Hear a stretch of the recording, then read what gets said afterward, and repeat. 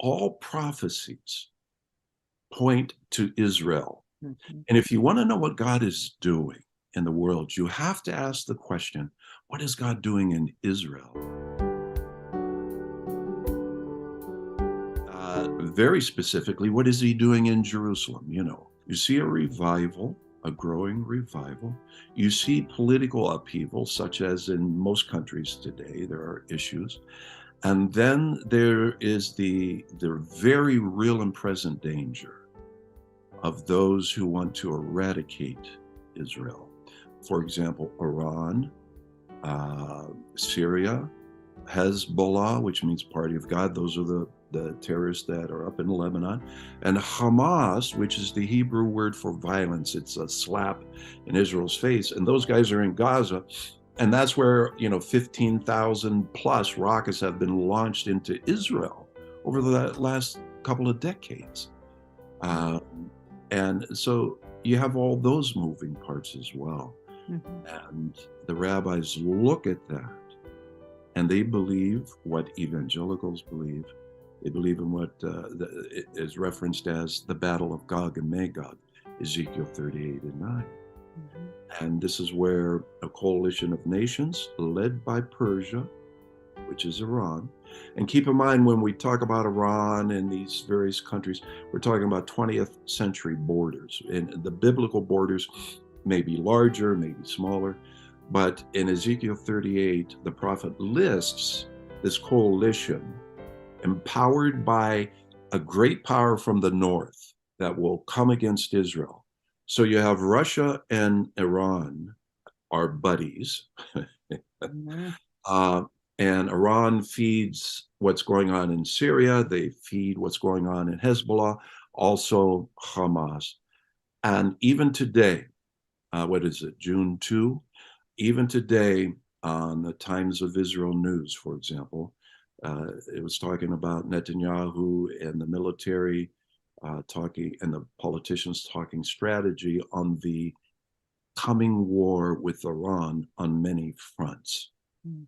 So all those moving parts are very, very important and significant to remind us who believe in Yeshua, who believe in Jesus, Mhm. that we are living in the latter days, latter years. When will he return? No one knows. But Jesus said, when you see this stuff, look up. Mhm. Yes, ma'am. What, in your opinion, what is the most significant thing that you see that's tying in besides everything you've just covered? Well, I think the key would be there on a couple of fronts. The one would be the revival. You will not see me again until you say, "Blessed is he," comes in the name of the Lord.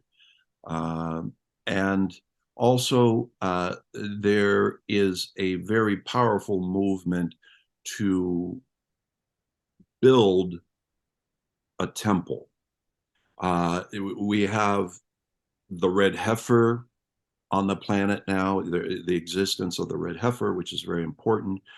There's an organization called the Temple Institute in Jerusalem, in the Jewish quarter, I mean, where they have the temple implements they're recreating according to biblical specifications. They even have blueprints for the next temple. On a humorous note, they even include a heating system for the floor because the priests go about barefoot, and it gets cold in the winter, Sure. those are very important components that are unfolding even as we speak. Mhm. Uh, and this all involves the Temple Mount. And on the Temple Mount, you have the Dome of the Rock, you have the Al Aqsa Mosque, and it's like the third holiest site in Islam. For the next temple to be built, and this is very provocative, the dome has to go, the Al Aqsa has to go away. That will cause a worldwide reaction, Mm. specifically in the Muslim world. And what would cause, what would bring about the battle of Gog and Magog? Perhaps everybody has theories. My theory is that it's going to center around whatever's going to take place on the Temple Mount. And if the religious become empowered, whereas they start to build this temple, the reaction could very easily involve this coalition we referred to moments ago in Ezekiel 38:9. So those are very important things that I'm looking at. And it's exciting and concerning all at the same time, because when this stuff happens, there's going to be a lot of carnage. There will be people who die, in such a war. And those kinds of things I look at. How are the people in Israel dealing with everything that's going on with the rockets coming in and things happening now in the division of the country, and how are they dealing? Wow, great question. Well, regarding the rockets, listen, one of the areas, as you know, we feed children and Holocaust survivors in Israel. One of the cities that we feed children in is a city called Sderot. And if you look on the map, an Israeli map, and you see Gaza, the little section of Gaza, just right northeast of Gaza, you'll see this town called Sderot. And north, you have Ashkelon, Ashdod. And Sderot has, again, that town is really I had opportunity to speak with the captain of the police department there, and he communicated that it's basically the world's most bombed city without an official declaration of war, because thousands upon thousands of rockets. And let me just share a story, and this will pretty well answer the question regarding the rockets. And right before the pandemic, November 2019, we were there in Sderot.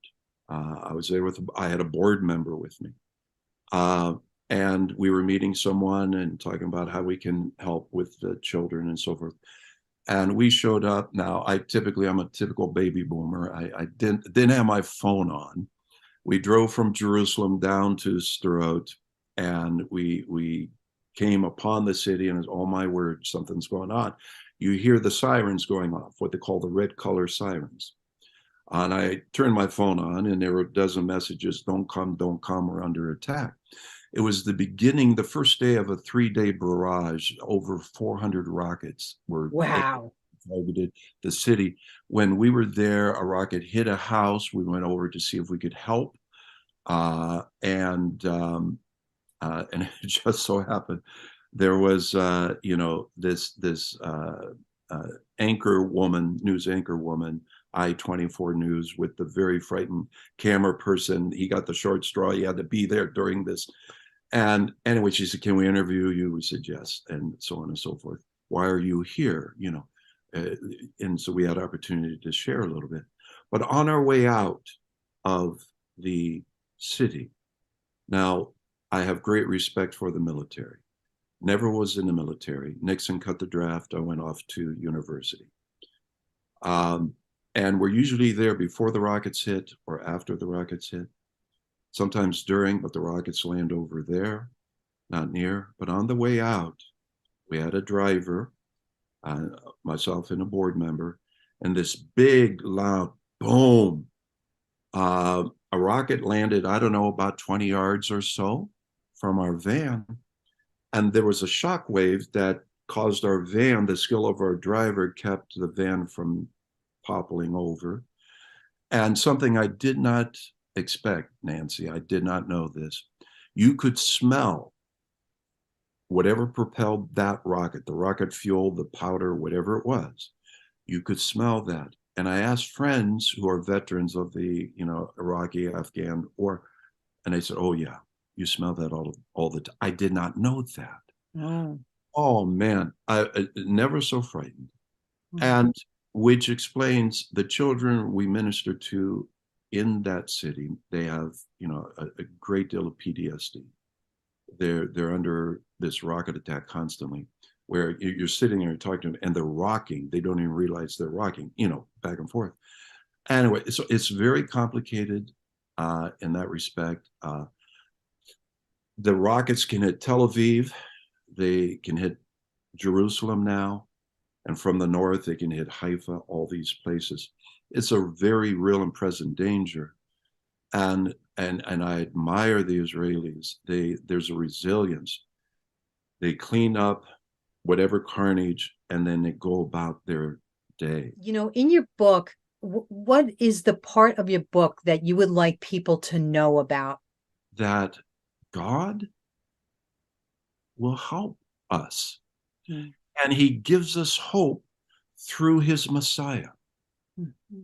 And that gives us the courage, the strength to get up in the morning, to face such a demonically fierce, evil, upside down world. And to answer your question, I think that would be the heartbeat of it. Mm-hmm. And he says, I will help you. Isn't that wonderful? I love it. I know. I always think of Peter. And you've heard the sermons. He goes out, he walks on the water, and he sinks, and the Lord reaches out his hand, and it reminds us. It smacks of Isaiah 41. By the right hand, I will take you by the right hand. I will help you. Do not be afraid. We hear the sermons, and what we hear is the shame basing. Oh, ye of little faith. But what we don't hear, well, Peter did get out of the boat. He did walk on the water.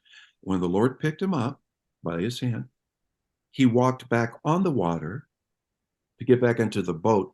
And I would love to have heard that conversation. It's not written for us to know, but there was a conversation of Peter and the Lord walking back on into the boat. Yeah. It's like, oh man, that's what the Lord does for us. He Yeah. picks us up, he walks with us, as we're on the water, and he whispers in our ears, he says. Yeah. And then you shout it, whatever it is he whispers to you.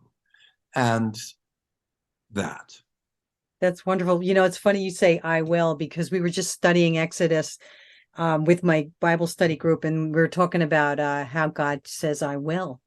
yeah, yes. I will show you mercy. He didn't say Well, may.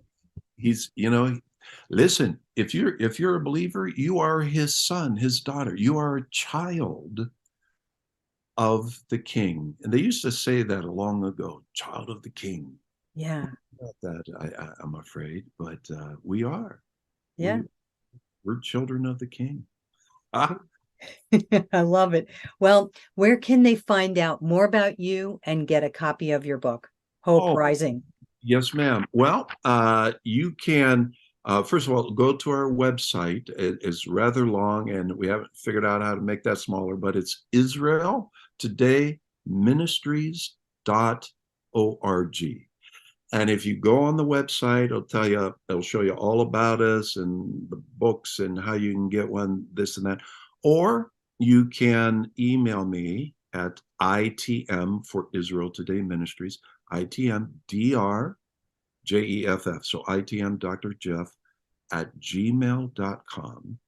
Or if they prefer snail mail, ITM PO Box 150288, Arlington, Texas 76015. Well, what would you like to leave my audience with today?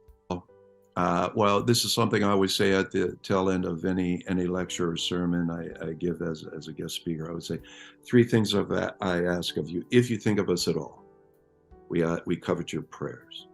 Number one. Number two, to Sha'alu Shalom Yerushalayim, pray for the peace of Jerusalem. And number three, if God touches their heart to help underwrite us, we feed kids, we feed Holocaust survivors. And I tell people, all this stuff I do, the books I write, the places I go and speak, the churches, the colleges, universities, wherever I'm asked, and wonderful moments like this, there's a sense of urgency. I do all of this simply to share with people there are children in Israel that are hungry, 1.1 million to be exact. 1.1 million in poverty in Israel. And we're talking a nation of about 9 million people. All you got to do is Google that. And then about 1 in 3 Holocaust survivors in Israel, which comes out to around 50,000 or so, are also impoverished. So we stand in the gap there. We help provide meals, educational material for the children, and for the Holocaust survivors. This is what we do, plain and simple. And so all this stuff, the writing, the speaking, is to bring attention to that. Matthew 24:36 says, "But about that day or hour no one knows, not even the angels in heaven, nor the Son, but only the Father." And Matthew 24:44 says, "So you also must be ready, because the Son of Man will come in an hour when you do not expect him." It may seem like we won't see the day of Jesus coming, but be ready for him to appear, because he will come suddenly and won't be expected. So have your lamps ready. Do you listen to the call of God? Because God speaks to you every day. Are you listening to the call? What sound is heard